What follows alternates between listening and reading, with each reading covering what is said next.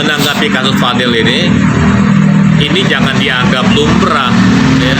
Kadang-kadang karena udah kebablasan, kita udah pergaulan bebas kayak gini dianggap lumrah, padahal ini fatal, merusak masa depan orang ya. Bagaimana Nikita Mirzani membesarkan anaknya banting tulang peras keringat, dia nggak peduli dengan omongan orang, tiba-tiba dengan enaknya aja merusak masa depan orang.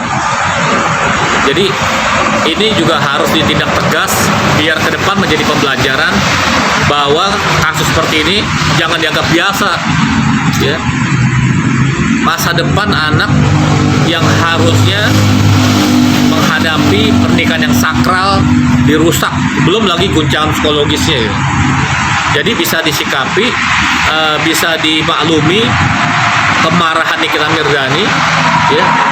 Di tengah beliau juga sedang menghadapi badai ujian, beliau agak sedikit berkurang bebannya dengan hukuman dari aparat ini, karena kan orang ini kan kadang-kadang kesehatan badan itu, fisik itu juga dipengaruhi dari beban mental yang ada. Apalagi anak ini kan darah daging, orang rela kepala jadi kaki, kaki jadi kepala, rela taruhan nyawa agar anaknya kelak tumbuh lebih baik daripada orang tua. Di negara-negara yang menerapkan hukum Islam ini udah habis dirajam gitu. Nah, makanya aparat ini harus, kalau perlu, ini pasalnya berlapis loh. Berlapis. Pertama, ini anak di bawah umur ya. Yang kedua, harus ngelihat juga apa ini berencana ya. Dan sekarang ini kan dengan ini kan tadinya kalau nggak banyak kadang-kadang, mohon maaf ya, kadang-kadang kalau nggak banyak dorongan dari netizen, ini juga kadang-kadang agak setengah hati buat menyikap, karena udah dianggap biasa. Dan ciri-ciri kiamat itu kan orang mabuk-mabukan udah gak malu, sekarang malah sekarang udah terang-terangan.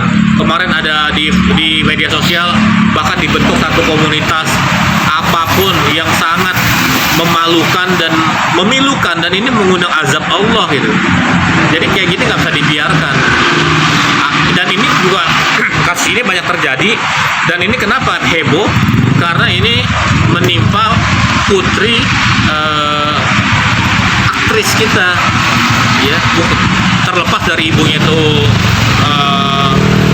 artis nasional dan lain sebagainya, tapi kita ngelihat dari kacamata pandang kita sebagai sosok orang tua yang masa depan anaknya dirusak gitu. Kita pun kita jangan merasa pintar, harus pintar merasa gimana kalau kita jadi Nikita gitu. Ini pembelajaran, jadi silakan kita bergaul, tapi harus punya rem.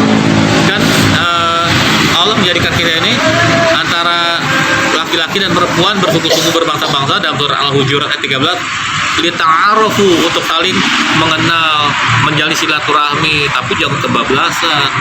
Kita ini punya norma, kita ini punya budaya. Hati-hati, jangan kita ini westernisasi apa yang dari barat kita telan mentah-mentah seolah-olah ini hal yang wajar, padahal ini sangat tabu. Jangankan kita norma agama, budaya kita aja nggak cocok.